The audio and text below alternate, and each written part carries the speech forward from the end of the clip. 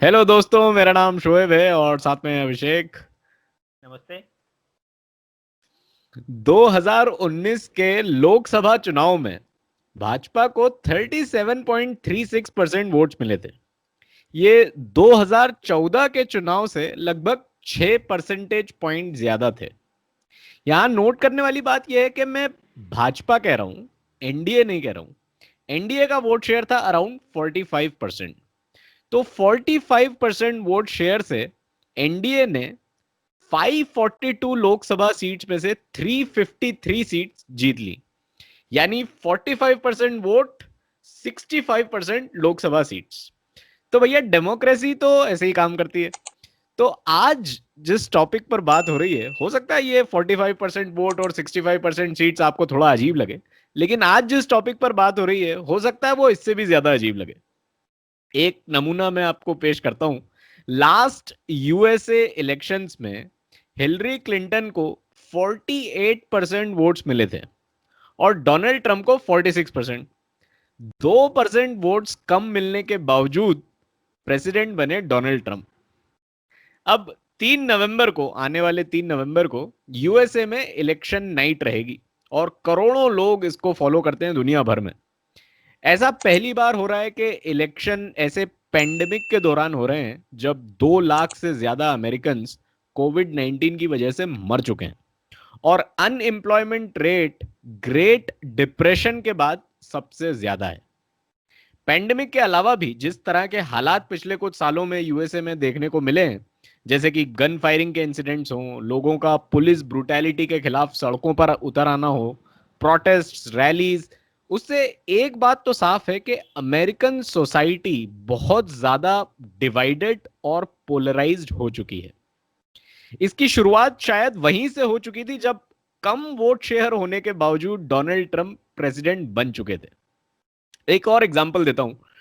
20 फरवरी को, 20 फरवरी को George Washington के बर्थडे पर यूएसए में प्रेसिडेंट्स डे मनाया जाता है, छुट्टी होती है। डोनाल्ड ट्रंप के प्रेसिडेंट बनने के बाद जब फर्स्ट टाइम 20 फरवरी आया, साल था 2017, तब लोगों ने नॉट माय प्रेसिडेंट्स डे मनाया, रैलीज निकाली। कहते हैं कि ये वही लोग थे जिन्होंने ट्रंप को वोट नहीं दिया था। अब अगर ट्रंप वापस हैं और मेजॉरिटी वोट शेयर से बनते हैं, तब तो शायद किसी के पास प्रोटेस्ट करने का कुछ बचेगा नहीं टॉपिक। लेकिन कहीं पिछली बार जैसे कम वोट शेयर के बावजूद बन गए तो केओटिक सिचुएशन हो सकती है। लेकिन अगर ट्रंप हार गए तो भी केओस हो सकता है, क्योंकि शायद ट्रंप सपोर्टर्स इलेक्शन रिजल्ट माने ही नहीं। इनफैक्ट ट्रंप खुद कह चुके हैं कि इस बार के इलेक्शन में फ्रॉड होने के चांसेस बहुत ज्यादा हैं।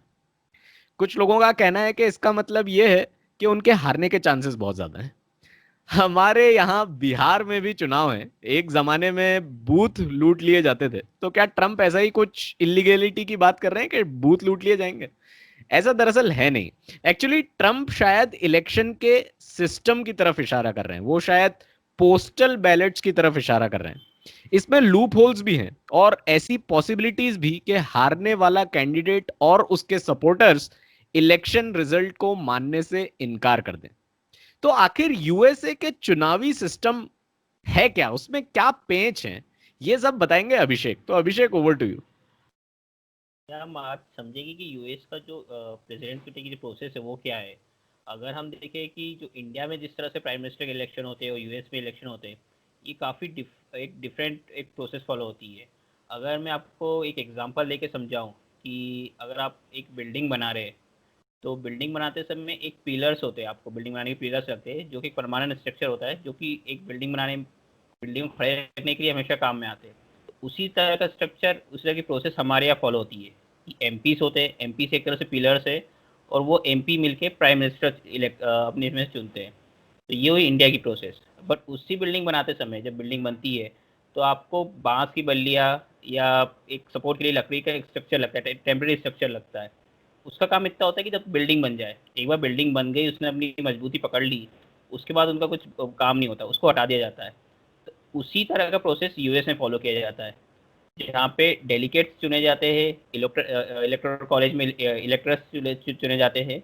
तो काफ़ी एक अलग प्रोसेस है। तो आज वही प्रोसेस हम समझने की कोशिश करेंगे कि यूएस में क्या प्रोसेस है। यूएस के जो इलेक्शन है, इसमें कई ऐसे एग्जाम्पल भी मिलते हैं आपको कि जैसे आपने कहा, कई इंसिडेंट्स ऐसे, कई इलेक्शन ऐसे हुए कि आपको टोटल वोट सबसे ज़्यादा मिले हुए, बट तब भी आप इलेक्शन हार गए। उसके बाद एक 18 सेंचुरी में एक इलेक्शन हुआ था, उसमें 3 कैंडिडेट थे और तीनों एक ही पार्टी के थे। आप इंडिया के टर्म में समझना चाहिए कि अगर प्राइम मिनिस्टर के लिए कोई खड़ा हो रहा है तो बीजेपी से नरेंद्र मोदी भी है, अमित शाह भी है और नितिन गडकरी भी है। इसी तरह का एक इलेक्शन यूएस में भी हो चुका है। तो आज हमें तो पूरी जेपी नड्डा बुरा मान जाएंगे, आपने नितिन गडकरी का नाम ले लिया। आप जेपी नड्डा ले लीजिए चलिए। तो इसी तरह के क्या है, किस तरह की प्रोसेस है और इंडिया से किस तरह से डिफरेंस है यूएस के प्रेसिडेंट चुनने की प्रोसेस, वो आज हम समझते हैं। तो बेसिकली जो यूनाइटेड स्टेट है, वहाँ पे मेन 2 पार्टियाँ है, एक रिपब्लिकन पार्टी और एक डेमोक्रेटिक पार्टी। रिपब्लिकन पार्टी का जो सिम्बॉल है वो है एलिफेंट, हाथी, और डेमोक्रेटिक पार्टी का जो सिम्बॉल है वो है गधा। तो ये आपके सामने दोनों पार्टियों के सिम्बॉल दिख रहे हैं, रिपब्लिकन पार्टी का और डेमोक्रेटिक पार्टी का। उसके बाद ये जो पूरा एक जो आपके सामने एक चार्ट है, उसमें पूरी प्रोसेस समझाई गई है कि यूएस में प्रेसिडेंट का इलेक्शन कैसे होता है। सबसे पहले जो क्राइटेरिया होता है कि कौन आदमी यूएस के प्रेसिडेंट के इलेक्शन के लिए खड़ा हो सकता है, तो उसमें बेसिकली ये 3 क्राइटेरिया है। या तो नेचुरल बॉर्न यूएस का सिटीजन हो, उसकी मिनिमम एज 35 ईयर्स होना चाहिए, या वो पिछले 14 ईयर्स से यूएस में रह रहा हो। तो ये 3 बेसिक क्राइटेरिया है कि अगर आप ये क्राइटेरिया फुलफिल करते हो तो आप यूएस के प्रेसिडेंट लड़ सकते हो। बेसिकली जो यूएस का कॉन्स्टिट्यूशन है, ये काफ़ी पुराना कॉन्स्टिट्यूशन है। इंडिया सबसे बड़ी डेमोक्रेसी है और यूनाइटेड स्टेट सबसे पुरानी डेमोक्रेसी है। तो जो बेसिक जो कंसेप्ट कॉन्स्टिट्यूशन में है, उसमें पार्टी सिस्टम है ही नहीं। यूएस का जो कॉन्स्टिट्यूशन बोलता है कि कोई भी व्यक्ति, चाहे वो किसी पार्टी से ही नहीं हो, यूएस का प्रेसिडेंट इलेक्शन लड़ सकता है। बट ओवर द ईयर ये पूरी प्रोसेस चेंज हो गई है। अब 2 पार्टियाँ हो गई, डेमोक्रेटिक और रिपब्लिकन पार्टी। उस दोनों ही पार्टी में से एक एक कैंडिडेट आता है जो कि यूएस इलेक्शन के लिए फाइट करता है। जो पहली स्टेप होती है वो होती है प्राइमरीज। उसके बाद जो दूसरी स्टेप होती है वो होता है नेशनल कन्वेंशन। जो तीसरी प्रोसेस होती है वो होती है जनरल इलेक्शन। और जो फोर्थ स्टेप होती है वो होता है इलेक्टोरल कॉलेज। तो सबसे पहले बात करते हैं प्राइमरी की। जो प्राइमरीज के जो इलेक्शन होते हैं, उसमें क्या होता है कि हर पार्टी में से कई उम्मीदवार होते हैं कि हम राष्ट्रपति पद का चुनाव लड़ना चाहते हैं। रिपब्लिकन पार्टी में से भी कई होते हैं, डेमोक्रेट्स पार्टी में से भी होते हैं। अब उन जो दावेदार है राष्ट्रपति पद के, उसमें से एक उम्मीदवार को कैसे चुने कि कौन डेमोक्रेटिक पार्टी से इलेक्शन लड़ेगा और कौन रिपब्लिकन पार्टी से चुनाव लड़ेगा, तो उसके लिए जो प्रोसेस होती है उसको प्राइमरीज कहते हैं। तो प्राइमरीज भी 2 टाइप के होते हैं, एक तो होता है प्राइमरीज और एक होता है कॉकसेस। तो प्राइमरी जो होता है, प्राइमरी में क्या होता है कि एक जो राज्य है, जो वहाँ के जो यूएसए के राज्य है, वो एक प्राइमरी इलेक्शन कराते हैं कि डेमोक्रेटिक पार्टी के अगर 2-3 कैंडिडेट है तो उसमें से कौन डेमोक्रेटिक पार्टी को रिप्रेजेंट करेगा, रिपब्लिकन पार्टी के 2-3 कैंडिडेट है तो कौन रिपब्लिकन पार्टी को रिप्रेजेंट करेगा। उसके लिए वोटिंग होती है। वो अगर जो स्टेट गवर्नमेंट करवाती है उसको बोलते हैं प्राइमरीज। यूएस में 34 स्टेट से जो प्राइमरी कंडक्ट करवाते हैं। कुछ स्टेट ऐसे हैं जो प्राइमरीज भी कंडक्ट करवाते हैं और कॉकसेस भी कंडक्ट करवाते हैं। यानी कि किसी स्टेट, कुछ कुछ स्टेट ऐसे हैं जहाँ पे डेमोक्रेट्स प्राइमरी के थ्रू अपना कैंडिडेट चुन रहे हैं, और कुछ स्टेट ऐसे हैं जहाँ पे रिपब्लिकन कॉकसेस के थ्रू अपना कैंडिडेट चुन रहे हैं। तो प्राइमरी में प्राइमरी भी कई टाइप की होती है, open primary, close primary, semi close primary. Open primary ये होती है कि जो भी यूएस का नागरिक प्रेसिडेंट इलेक्शन में वोट डालने के लिए एलिजिबल है वो प्राइमरीज में वोट कर सकता है। क्लोज प्राइमरीज ये होती है कि केवल पार्टी के रजिस्टर्ड वोटर, यानी जो पार्टी के मेंबर है, वो ही केवल वोट डाल पाएंगे कैंडिडेट चुनने के लिए। कॉकसेस में ये होता है कि जितने भी दावेदार है उनके अलग अलग ग्रुप बन के, जो सपोर्टर्स के ग्रुप है, वो आपस में डिबेट करते हैं। वो अपना एजेंडा पुट करते हैं कि अगर हमारा कैंडिडेट चुना गया तो वो यूएस के लिए क्या करेगा। वो उसके बाद फिर ओपन वोटिंग होती है, यानी सिंपल से हाथ खड़ा करके बोलते हैं कि आप किसको वोट देना चाहते हैं। तो वो प्रोसेस होती है कॉकसेस। अब इसमें भी जो प्राइमरीज होते हैं इसमें डायरेक्ट वोटिंग नहीं होती है। कि सपोज कीजिए कि एक बंदा ए है, या आप सपोज एग्जाम्पल डोनाल्ड ट्रम्प ले लीजिए। अगर डोनाल्ड ट्रम्प प्राइमरी सिलेक्ट कर रहे हैं तो लोग डायरेक्ट वोट डोनाल्ड ट्रम्प को नहीं जाता। इसमें भी डेलीगेट्स चुने जाते हैं। डेलीगेट्स क्या होते हैं कि आप सिंपल एक होगा कि हर स्टेट में अलग अलग डेलीगेट्स एक एक एक संख्या होती है, जितने उसको वोट मिलते हैं उसको उतने डेलीगेट्स अपॉइंट होते हैं। वो डेलीगेट्स आगे जाके नेशनल कन्वेंशन में वोट करेंगे कि किसको प्रेसिडेंट बनना है। अब ये प्राइमरी की प्रोसेस काफ़ी पहले से, लगभग 1 साल पहले से चालू हो जाती है। सबसे पहला जो आयोवा स्टेट है, वहाँ पे प्राइमरी स्टार्ट होता है यूएसए में, क्योंकि आयोवा का जो लोकल कॉन्स्टिट्यूशन है, जहाँ वहाँ का लोकल जो लॉ है, वो बोलता है कि सबसे पहले यूएस में से किसी भी स्टेट में प्राइमरीज हो, सबसे पहले आयोवा में होना चाहिए। तो आयोवा एक बहुत छोटा सा स्टेट है जहाँ पे सबसे पहले प्राइमरीज होते हैं।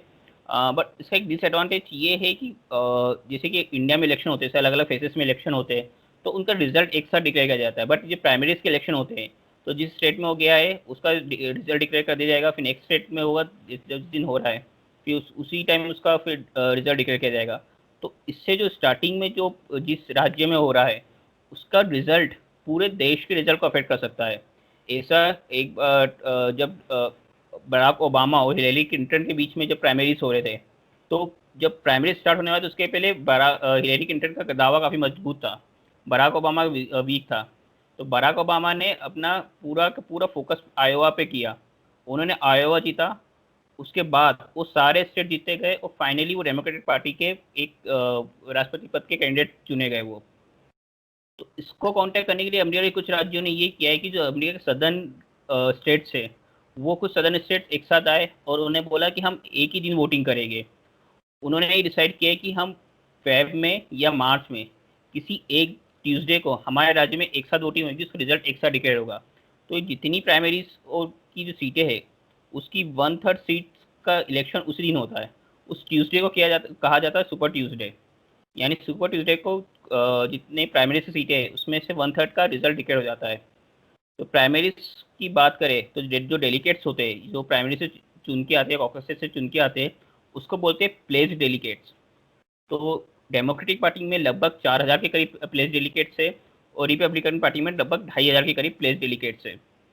अब डेलीगेट्स का इलेक्शन हो गया, डेलीगेट्स कैसे चुने जाते हैं, यानी किस राज्य में कितने डेलीगेट्स हो गए, उसकी संख्या यूएस में जितने कांग्रेस में उस राज्य में जितनी कांग्रेस में सीटें हैं, तो जो यूएस की संसद को कांग्रेस बोलते हैं, और जितने कांग्रेस मैन हैं उसी रेशो में या उसी पॉपुलेशन के रेशो में डेलीगेट्स की संख्या हर राज्य की डिसाइड होती है। अब डेलीगेट्स चुन लिए गए, यानी जिसको जितने वोट मिलते हैं उसी उसी उसी रेशो में उसको डेलीगेट्स असाइन हो जाते हैं। जो प्लेस डेलीगेट्स होते हैं वो ये शपथ देते हैं कि हम नेशनल कन्वेंशन में आपने जिस कैंडिडेट को चुना है हम उसके लिए वोट करेंगे। अब होता है नेशनल कन्वेंशन, जो कि हर इलेक्शन में, जो कि नवंबर में से इलेक्शन होते हैं, तो अगस्त में हर पार्टी का नेशनल कन्वेंशन होता है। एक बहुत बड़ी इवेंट होती है जहाँ पे ये जितने भी डेलीगेट्स चुने गए हैं वो वोट करते हैं कैंडिडेट के लिए। यानी आपने जो डेलीगेट जिस कैंडिडेट को असाइन हुआ है वो वोट करेगा, जिस जिस कैंडिडेट को जितने डेलीगेट्स असाइन मिले हैं वो नॉमिनेशन जीतेगा उस पार्टी के उस पार्टी का उस पार्टी के प्रेसिडेंट के लिए। तो में जैसे मैंने बताया डेलीगेट्स, एक तो प्लेस डेलीगेट्स होते हैं। डेलीगेट्स दो टाइप के होते हैं, एक तो प्लेस डेलीगेट्स होते हैं और दूसरे सुपर डेलीगेट्स होते हैं या नॉन प्लेस डेलीगेट्स भी होते हैं। रिपब्लिकन इनको सुपर डेलीगेट्स बोलते हैं और डेमोक्रेट्स इनको नॉन प्लेस डेलीगेट्स बोलते हैं। जैसे नॉन प्लेस डेलीगेट्स से आपको समझ में आ रहा है कि ये वोटर्स द्वारा नहीं चुने जाते, ये पार्टी चुनती है। ये पार्टी कैसे चुनती है, इसमें से कुछ जो नॉन प्लेस डेलीगेट्स होते हैं, सुपर डेलीगेट्स होते हैं, वो पूर्व राष्ट्रपति होते हैं, पार्टी का अध्यक्ष होता है, कांग्रेसमैन होते हैं। तो ये नॉन प्लेस डेलीगेट्स होते हैं। इनका रोल कब आता है, जब प्लेस डेलीगेट्स अगर उस पार्टी के कैंडिडेट का इलेक्शन नहीं कर पा रहे, किसी वजह से इनमें टाई हो गया है, तो इनके पास सुपर डेलीगेट्स के पास वीटो पावर होती है। ये अपना वीटो पावर का यूज़ करके ये चूज़ करेगी कि हमारी पार्टी में से प्रेसिडेंट पोस्ट के लिए कौन कैंडिडेट होगा। तो ये सब होता है नेशनल कन्वेंशन में। नेशनल कन्वेंशन के दो मोटिव होते हैं, एक प्रेसिडेंट के लिए, प्रेसिडेंट पोस्ट के लिए कौन उम्मीदवार खड़ा होगा उसका चुनाव करना, जो कि डेलीगेट्स करते हैं। उसके बाद जो प्रेसिडेंट का उम्मीदवार बना है उस पार्टी से, वो अपना रनिंग मेट चुनता है। रनिंग मेट मतलब वाइस प्रेसिडेंट का कैंडिडेट, कि हम इस पार्टी से वाइस प्रेसिडेंट पोस्ट के लिए कौन कैंडिडेट होगा, उसका भी चुनाव नेशनल कन्वेंशन में होता है। अब उसके बाद दोनों पार्टी में से आप देखिए, दोनों पार्टी में से एक ही कैंडिडेट आ गया है। अब होता है जनरल इलेक्शन। पिछली जो दो स्टेप्स थी वो पार्टी सिर्फ अपना प्रेसिडेंशियल और वाइस प्रेसिडेंशियल कैंडिडेट सिलेक्ट कर रही थी। राइट। एंड और दोनों पार्टी में अब जो प्रोसेस है, थर्ड स्टेप है जो जनरल इलेक्शन है, अब एक्चुअल में राष्ट्रपति पद के लिए वोटिंग चालू होगी। अभी तक दोनों पार्टी में से चुन लिया, जितने उन दोनों पार्टियों में उम्मीदवार थे, जितने डेमोक्रेट्स में थे, रिपब्लिकन में से थे, उनमें से उन्होंने एक एक उम्मीदवार चुन लिया कि अब डेमोक्रेट पार्टी में से जैसे जो बाइडेन है, जो बाइडेन इलेक्शन लड़ रहे हैं, और रिपब्लिकन से डोनाल्ड ट्रम्प इलेक्शन लड़ रहे हैं। यानी ये फर्स्ट स्टेप और सेकंड स्टेप से ही डिसाइड हुआ है। अब स्टेप 3 आ गई है कि कौन राष्ट्रपति पद बनेगा, या तो जो बाइडेन बनेंगे या डोनाल्ड ट्रम्प बनेंगे। वो स्टेप 3 जनरल इलेक्शन चालू होता है। जिस तरह से प्राइमरीज में डेलीगेट्स का इलेक्शन होता है, उसी तरह से जनरल इलेक्शन में भी डायरेक्ट वोटिंग नहीं होती है, इलेक्टर्स चुने जाते हैं। यानी कि जिस तरह से मैंने आपको बताया था कि हर एक राज्य में डेलीगेट्स असाइन होते हैं, उसी तरह से हर राज्य में इलेक्टर्स असाइन होते हैं, वो बनाते हैं इलेक्टरल कॉलेज। यानी कि डायरेक्ट वोटिंग नहीं होती कि मैं सीधे जाके मेरे राष्ट्रपति पद के उम्मीदवार को चुनाव वोट नहीं दूंगा। मैं वोट देता हूँ। ये मैं ऐसे नहीं कर सकता कि मैं डोनाल्ड ट्रम्प को वोट दिया है या मैंने जो बाइडेन को वोट दिया है। मैं इलेक्टर्स चुनूंगा, यानी कि ऐसे हर हर राज्य में जितनी जिस तरह से डेलीगेट्स थे कि जितनी उनकी कांग्रेस की सीटें हैं, उस बेसिस पे इलेक्टर्स की भी सीटें असाइन होती है। तो जिसको जितने वोट मिल रहे हैं, उसी रेशो में उसको इलेक्टर्स असाइन होते हैं। यानी सपोज कीजिए कि अगर 10 इलेक्टर्स किसी राज्य में है अमेरिका के, और उसमें से उसको 100 वोटर है। अगर 100 में से 50 ने जैसे सपोज कि डोनाल्ड ट्रम्प को वोट दिया और 50 ने जो बाइडेन को वोट दिया है, तो उसको उस राज्य में 5-5 इलेक्टर्स असाइन हो जाएंगे।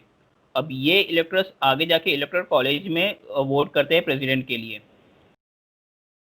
अगर किसी को भी अगर यूएस का प्रेसिडेंट जीतना है, तो उसके पास कम से कम 270 इलेक्टर्स वोट होना चाहिए। अब इलेक्टर्स क्या होते हैं, जैसे प्लेस डेलीगेट्स होते हैं, उसी तरह से इलेक्टर्स भी ये प्लेस लेते हैं कि हम आपके आपने जिस जिस कैंडिडेट को वोट दिया है, उसको हम इलेक्टोरल कॉलेज में जाके वोट देंगे। अब इलेक्टर्स चुनने के लिए गए, जो भी 3 नवंबर को अमेरिका में चुनाव हो रहे हैं, उसमें इलेक्टर्स चुने जाएंगे, ना कि अभी डायरेक्ट प्रेसिडेंट के लिए वोटिंग डाली जाएगी। अब एक तरह से जब जैसे इलेक्टर्स चुने जाते हैं, उसमें पता पड़ जाता है किसी को 270 प्लस मिल गए, तो उसका कंफर्म हो जाता है कि उसको वो आगे जाके यूएस का प्रेसिडेंट बनने वाला है, क्योंकि इसको इतने वोट इतने इलेक्टर्स का सपोर्ट है इसको। आप इंडिया की टर्म में समझिए तो सिंपली ये होता है कि एमपी से, जैसे आपको भारत में अगर जितनी हमारी लोकसभा की सीटें हैं, अगर उसमें से आपको 272 सीटें मिल जाती है, तो आपकी सरकार बन जाएगी। उसी तरह से यूएस में अगर आपको 270 इलेक्टोरल वोट्स मिल जाते हैं, तो आप यूएस के प्रेसिडेंट बन जाएंगे। अब लेकिन इलेक्टोरल यहाँ की पर बात हो। लेकिन यहाँ पर एक प्लेज का सिस्टम है जो अलग है। हम्म, इंडिया में ऐसी कोई प्लेज नहीं है। आप देखिए, प्लेज जैसे मैंने आपको बताया था, ये जो सेकेंड स्टेप थी नेशनल कन्वेंशन, ये भी काफ़ी बदनाम थी आज से कुछ साल पहले तक। हम्म। जबकि पूरे रिजल्ट आउट नहीं होते थे, तो इसमें भी काफ़ी हॉर्स ट्रेडिंग होती थी, काफ़ी मनी पावर यूज़ की जाती थी। यहाँ पे जब कन्वेंशन होता है, तो यहाँ पे कन्वेंशन में पहले सिगार रूम्स बंदे जाते थे, तो सिगार पीते पीते जो कि प्लेज डेलीगेट्स है, वो अपना वोट बदल देते थे। तो जिस तरह की हॉर्स ट्रेडिंग अब हमारे अपने यहाँ चलती है, वैसे यूएस में भी वो हॉर्स ट्रेडिंग होती है। बट ये इलेक्टोरल कॉलेजेस में इतना इस तरह का सीन नहीं होता है कि हॉर्स ट्रेडिंग हो रही है। उसके बाद इलेक्टोरल कॉलेज, अब इलेक्टर्स चुने गए हैं। ये जो आपको आपके जो मैप दिख रहा है, इसमें बताया गया है कि किस स्टेट में कितने इलेक्टोरल वोट्स है। अगर हम सबसे बड़ा राज्य है वो है कैलिफोर्निया, तो कैलिफोर्निया में 55 वोट्स है, ये सबसे बड़ा राज्य है। उसके बाद टेक्सास, जिसमें 35 इलेक्टोरल वोट्स है। तो जैसे मैंने आपको बताया कि यूएस में टोटल 538 इलेक्टोरल वोट्स है। अगर आपको प्रेसिडेंट बनना है, 270 आपको वोट चाहिए। तो एक बार 3 नवंबर को वोटिंग होगी, उसमें पता पड़ जाएगा कितने इलेक्टोरल वोट्स किसको मिले हैं, जो बाइडेन को कितने वोट्स मिले हैं और डोनाल्ड ट्रंप को कितने वोट मिले हैं। और इसके बाद जो ये इलेक्टोरल कॉलेज की वोटिंग होती है, ये होगी दिसंबर में, जनवरी दिसंबर में वोटिंग होती है। जिस कैंडिडेट के पास 270 प्लस इलेक्टोरल वोट्स है, वो यूएस का प्रेसिडेंट बन जाएगा। अब जैसे कि इसमें आपने जो अभी जब आप इंट्रोडक्शन दे रहे थे आज के टॉपिक का, तो उसमें आपने बताया था कि हिलेरी क्लिंटन को सबसे ज़्यादा वोट्स मिले थे, उसके बाद भी वो चुनाव नहीं जीत पाई, डोनाल्ड ट्रंप ने चुनाव जीत गया था। तो डोनाल्ड ट्रंप को हिलेरी क्लिंटन से टोटल कम वोट मिले थे, तब भी उनको 306 इलेक्टोरल वोट्स मिल गए थे, और हिलेरी क्लिंटन को 232 वोट्स ही मिल पाए थे। वो कैसे होता है? उसके लिए आपको ये इमेज दिख रही है। इसमें आपको 2 कलर के डॉट्स दिख रहे हैं, एक तो रेड कलर का और एक ब्लू कलर का। तो जो पहला ये जो आपको एक रेक्टेंगल दिख रहा है, इसमें 9 डॉट्स है। इसमें से रेड कलर को अगर आप देखें तो रेड कलर को 6 रेड कलर के डॉट्स है और 3 ब्लू कलर के डॉट्स है, यानी मेजोरिटी 6 रेड कलर की है। तो यहाँ से ये रेड कलर चुन के आया है। इन्हें आप समझिए कि किसी स्टेट में अगर वोटर है 10 वोटर है, अगर 10 में से 6 ने रेड को वोट दिया है और 4 ने ब्लू को दिया है, तो एक यानी रेड उस स्टेट में जीता है, यानी एक रेड डॉट इलेक्टोरल कॉलेज में आया है। बट ये जो लास्ट का देखे जिसमें यहाँ पे 9 डॉट्स है, 9 में से 8 ने ब्लू को वोट दिया है और एक ने रेड को वोट दिया है, तो एक ये चुन के आया है। यानी आप बेसिकली सिंपल लैंग्वेज में मैं अगर सबको समझाना चाहूँ कि यहाँ पे ब्लू को अगर इन सभी इमेजेस को आप देखें तो ब्लू को लगभग 25 वोट्स मिले हैं और रेड को 20। तब भी जो इलेक्टोरल कॉलेज में आ चुकी सब इसमें से एक एक ही आएगा। तो इसमें से रेड के 3 आए हैं और ब्लू के केवल 2 आए। वो कैसे? यानी कि जो अगर आप इसी स्टेट में इलेक्शन जीत रहे हैं और आपका मार्जिन कम है, यानी आपका सपोज के मार्जिन 51-49 का है, तब भी आपको एक वोट मिल जाएगा, यानी एक इलेक्टोरल वोट आपको मिल जाएगा।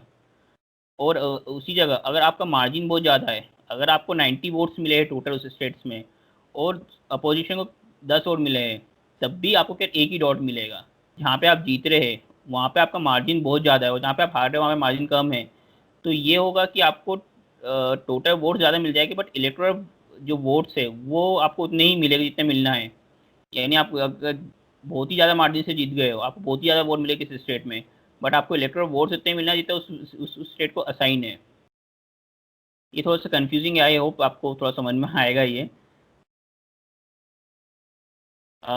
इसके बाद कभी कभी ऐसी सिचुएशन भी है यूएस कॉन्स्टिट्यूशन में, एक प्रोविजन ये भी है कि किसी कैंडिडेट को 270 वोट्स नहीं मिलते हैं, तो उस केस में क्या होगा?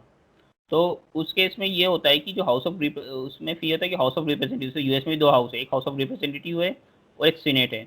तो हाउस ऑफ रिप्रेजेंटेटिव उसके बाद वोट करेगा प्रेसिडेंट के लिए, यानी प्रेसिडेंट चुनेगा हाउस ऑफ रिप्रेजेंटेटिव, और जो सीनेट है वो चुनेगी वाइस प्रेसिडेंट। ऐसा अभी तक यूएस के जो कि पूरी हिस्ट्री है प्रेसिडेंट इलेक्शन के, एक ही बार हुआ है 1824 में। किसी भी कैंडिडेट को 270 जितने इलेक्टोरल वोट चाहिए वो नहीं मिल पाए थे। उसके बाद फिर हाउस में वोटिंग की थी, हाउस ऑफ रिप्रेजेंटेटिव ने प्रेसिडेंट चुना था और सीनेट ने वाइस प्रेसिडेंट चुना था। इसमें मैं एक और पॉइंट आपको ये बताना चाहता हूँ कि जो यूएस में इलेक्शन होते हैं, प्रेसिडेंट और वाइस प्रेसिडेंट के एक साथ इलेक्शन होते हैं। जो प्रेसिडेंट के साथ जो बैलेट पेपर होता है, यूएस में बैलेट पेपर के थ्रू वोटिंग होती है, तो जो बैलेट पेपर होता है उसमें प्रेसिडेंट के नाम के साथ वाइस प्रेसिडेंट का भी नाम लिखा रहता है। अगर आपने प्रेसिडेंट को वोट दिया है तो बाय डिफ़ॉल्ट वो वोट वाइस प्रेसिडेंट को भी जाएगा। वाइस प्रेसिडेंट के लिए अलग से वोटिंग नहीं होती है। आप ऐसा नहीं कर सकते हो कि मैं चाहता हूँ कि रिपब्लिकन का जो प्रेसिडेंट कैंडिडेट है उसको मैं वोट दूँ और वाइस प्रेसिडेंट के लिए डेमोक्रेट्स को मैं वोट दे दूँ। आप जिस प्रेसिडेंट को वोट कर रहे हैं ऑटोमेटिकली वही वोट आप उसी उसी पार्टी का वाइस प्रेसिडेंट भी इलेक्ट होता है। तो ये थी पूरी प्रोसेस यूनाइटेड स्टेट का प्रेसिडेंट इलेक्ट करने की। इस पूरी प्रोसेस तो हमने समझी। इसमें पैंडेमिक के चलते एक जो कॉम्प्लिकेशन और बढ़ गया है इस बार, वो है वोट बाय मेल। पहले यूएसए के इलेक्शंस में ये होता था कि अगर किसी को अपना वोट पोस्टल बैलेट से मेल करके भेजना है तो उसको कोई एक्सक्यूज भी देना पड़ता था कि मैं सेंटर पे जाके वोटिंग नहीं कर सकता, वोटिंग सेंटर पे जाके ये मेरा रीज़न है, ये मेरा एक्सक्यूज़ है, इसलिए मैं एक पोस्टल बैलेट यूज़ करके अपना मेल कर रहा हूँ अपना वोट। इस बार ये हुआ है कि बहुत सारी स्टेट्स ने बिना कोई एक्सक्यूज़ दिए पोस्टल बैलेट यूज़ करना अलाउ कर दिया है। और एक इसमें एप्लीकेबल जो एक्सक्यूज़ आप दे सकते हैं वो ये, because of the fear of कोविड-19 मैं अपने घर से वोट देना चाहता हूँ।